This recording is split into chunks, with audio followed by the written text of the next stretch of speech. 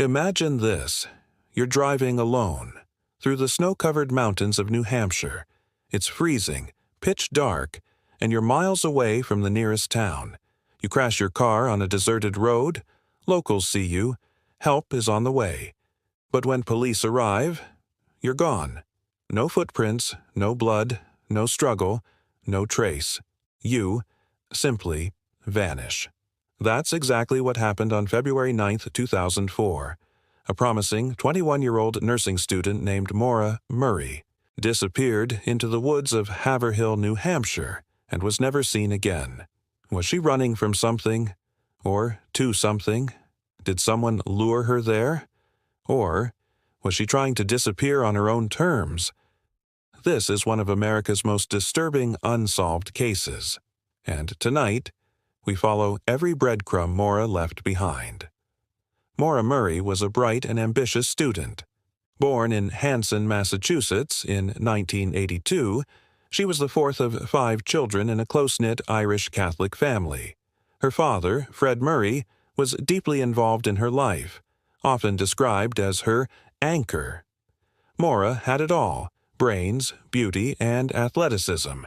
She excelled in school, was a standout runner in track, and even started her college journey at the prestigious U.S. Military Academy at West Point. But things weren't perfect. While at West Point, she was caught using a stolen credit card to buy food. It wasn't a violent crime, more a lapse in judgment, but it led her to leave the academy. She transferred to the University of Massachusetts Amherst, where she studied nursing. She was doing well academically, at least on the surface. In the weeks leading up to her disappearance, Maura's behavior changed dramatically. On February 5th, she broke down crying during her campus security job after receiving a mysterious phone call. Her supervisor said it was like Maura had seen a ghost. That same week, she crashed her father's car late at night after a dorm party. She claimed to have no memory of the accident. Police were involved, but no charges were filed. Then came the lies. On Monday, February 9th, Maura emailed her professors, claiming there had been a death in the family, and she would be away for a week. That wasn't true. No one in her family had died. She also packed her dorm room into boxes, removed all photos from the wall, and left behind almost no indication of when she'd return. What was she planning? That Monday afternoon, Maura withdrew $280 from an ATM. She also bought alcohol, including Bailey's Irish Cream, Kahlua, and boxed wine. Surveillance footage showed her, alone at the ATM, appearing calm. She didn't tell anyone where she was going. Not her boyfriend, not her friends, and not even her father. At 3:30 p.m., she got into her black 1996 Saturn sedan and began driving north. Cell phone records later showed she had called a motel in Stowe, Vermont, but didn't make a reservation. It seemed Maura was heading to the White Mountains of New Hampshire, a place she had hiked before with her father. By 7:25 p.m., she was in Haverhill, a remote area near the New Hampshire-Vermont border. That's when her car crashed on Route 112 near a sharp curve. A local resident, Faith Westman, heard the crash and called 911. Another local, a bus driver named Butch Atwood, stopped and spoke to Maura. He said she was shivering, but insisted she didn't need help. He drove home and called the police.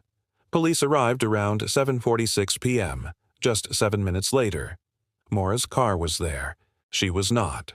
When police arrived, they found the Saturn had hit a tree. The windshield was cracked, airbags deployed.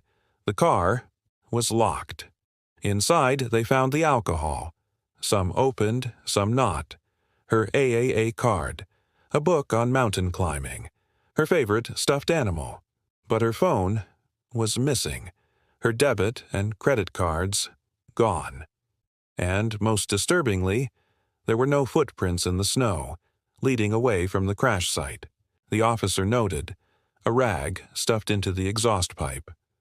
A highly unusual detail. Had Maura done this to disable the car? To stage a breakdown?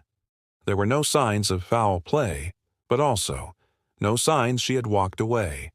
Maura had simply vanished into the cold night air.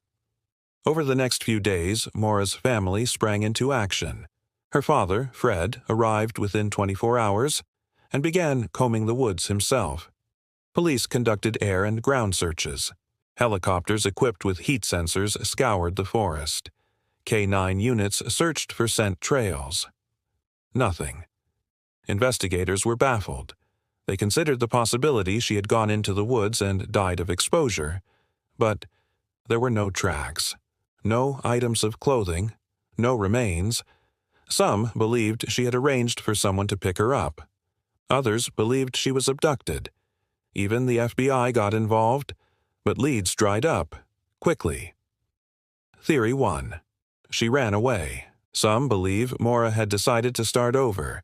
She had issues at school, trouble in her relationship, and a minor criminal record. Maybe she wanted to disappear. A clean slate. But how would she do that? With no money? No ID? No help? Theory 2. She was abducted. The window between when Butch Atwood left her and when police arrived was barely 7 minutes. If someone abducted her, they had to act fast. Could it have been someone who knew she'd be there? Theory 3. She got lost and died. In harsh New Hampshire winter conditions, it's easy to become disoriented. Could she have wandered into the woods, succumbed to hypothermia, and her body was never found? Theory 4. She met someone, and it went wrong. Maura had been on dating sites, and may have contacted someone anonymously. Did she arrange to meet someone who turned out to be dangerous? Strange developments. In 2006, police searched a nearby home, where cadaver dogs had hit on a scent in the basement, but no evidence was recovered. In 2019, ground-penetrating radar was used on the same property. Again, no results, no arrests, no charges, no resolution. Maura Murray's case was one of the first true crime mysteries to gain traction online. Message boards, Reddit threads, YouTube documentaries. Everyone wanted to solve it, but internet fame came with downsides. False leads, harassment of her family, conspiracy theories, and misinformation. Her sister Julie and father Fred have appeared on multiple shows, including Disappeared and the Dr. Oz Show, begging for anyone with real information to come forward. Even now, her family believes someone out there knows what happened. Maura Murray wasn't just a mystery. She was a daughter, a sister, a friend, a student, a human being. She deserved answers. And 20 years later, her family and the world are still waiting. Was Maura trying to escape her problems? Or was she silenced before she ever had the chance? One decision, one night, and a vanishing that continues to haunt the White Mountains of New Hampshire. If you, or anyone you know, has information about the disappearance of Maura Murray, please contact the New Hampshire Cold Case Unit. You might be the missing piece of the puzzle. Thank you for watching.